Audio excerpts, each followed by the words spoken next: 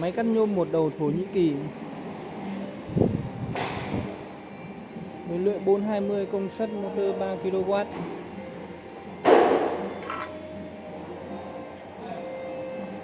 Máy hãng OZ Merchant được công ty Goco Việt Nam phân phối.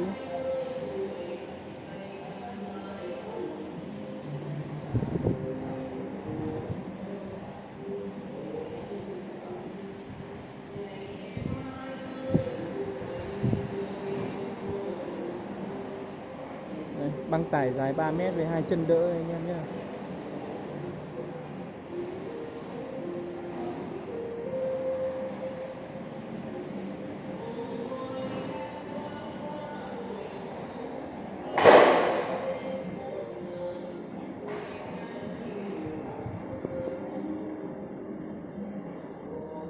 Đây là bên trong của máy.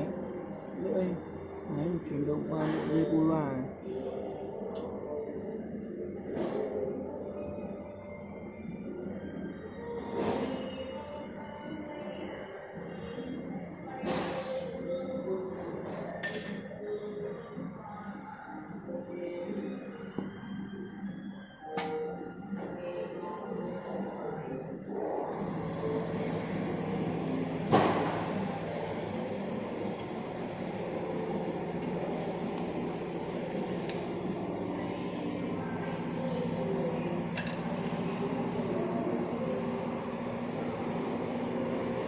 Bảng điều khiển rất dễ dàng, bao gồm các nút là khởi động motor, dừng motor, phần dừng khẩn cấp, kẹt và 2 nút bấm để cắt.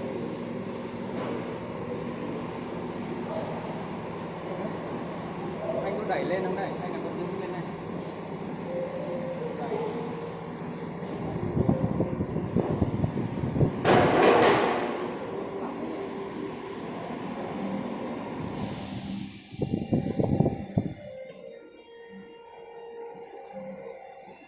Đây là piston kẹp phôi của nó, rất dài chắc chắn, đẹp, tiêu chuẩn châu Âu.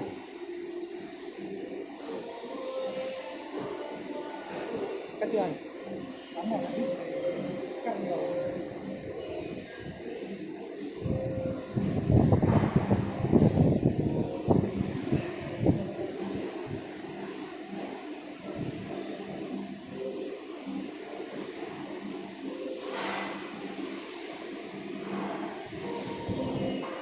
Bây giờ chúng tôi sẽ cắt cho anh em xem nhé. Khởi động motor và ấn cắt.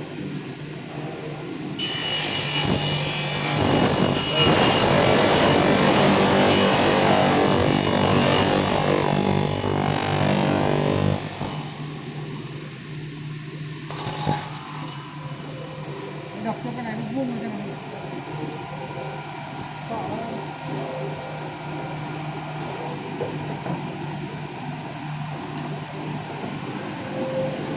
Máy được chuyển góc bằng đây là các chốt hãm góc của máy. Đây là chốt này.